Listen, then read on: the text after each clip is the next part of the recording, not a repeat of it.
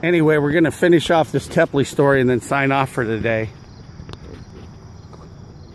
Remember, you got to play the one first below it to get to this Tepley story. But I can tell the Tepley story is a standalone almost. But so Mike Tepley and my dad fly to buy this magazine called True Grit. And Dad had just, you know, was on one of his I'm not smoking binges. But he had his briefcase, and, you know, they kind of ran into an impasse.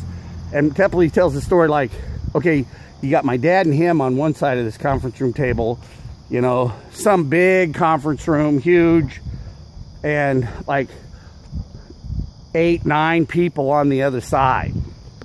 And there was a lady, and I'm not being sexist here, but there was a lady running their side of the thing. Their negotiations, not a thing, but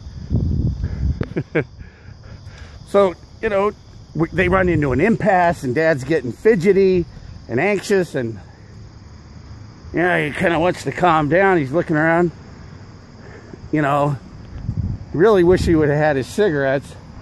But anyway, he looks at his briefcase for him. He sees one of his Churchill Rejects, one of these big green cigars. I mean, these suckers stick out a long way. I mean, definitely a big old cigar. So, Dad fires up one of those Churchill Rejects. And, I guess it didn't take long before the whole room filled up with smoke. And you could see the lady running on their side, her eyes are burning, and you know, she's kind of coughing, and you know, and Dad kind of sees that going on, so he's putting it into that cigar, you know. You know, because that's my dad's sense of humor. He would see her pain, little schadenfreude working, right? But it's all about negotiation. It's all about the deal. You know, he's thinking, all right, we're at an impasse. And I know he's thinking this because I know how the guy thought. I'm going to get this room so smoky, this will get this damn meeting over. And sure enough, she kind of shaked her head, she bellied up, and the deal got done. Boom! And Tepley actually can tell that story better. And Tepley's a good enough guy that I'll bet I can find him and interview him. You know, I ran into one of my dad's lawyers. His name's Jim Rankin. And, you know, I talked about this book.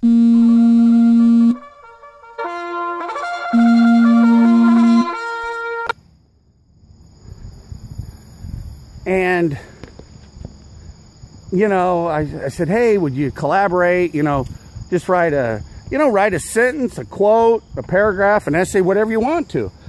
And, you know, he kind of looked at me, and it was kind of I got one of those, like, uncomfortable feelings, like,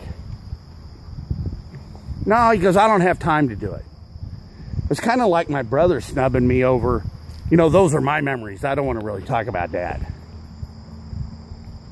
But it's interesting in life, as you go through life, you find out who your friends are.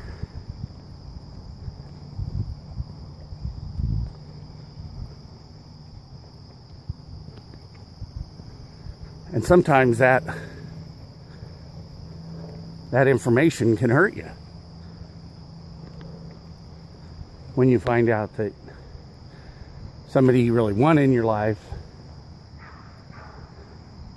is not there for you, or that relationship's not there. Morning.